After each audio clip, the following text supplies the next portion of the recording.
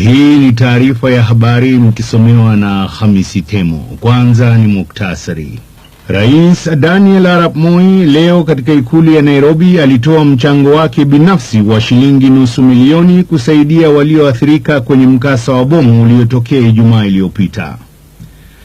Na wakati huo huo, Rais Moi alipokea jumla ya shilingi milioni 12,650,000 kutoka kwa watu na mashirika mbalimbali kusaidia hazina hiyo.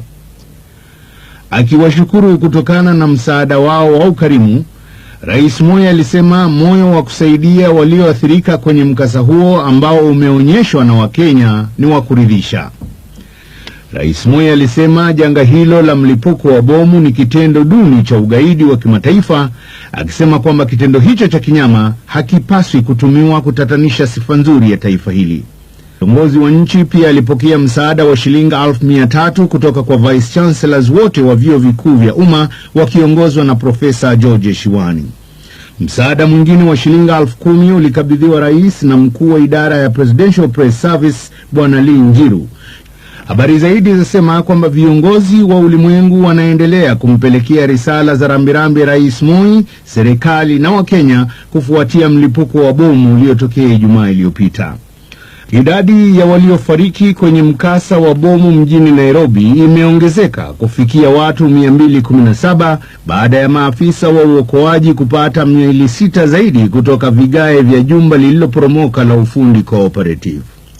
Kiongozi wa shughuli za uokoaji Meja Jemadari George Agoi alisema kuna matumaini ya kupata manusura katika orofa ya chini ya jumba hilo lililoporomoka.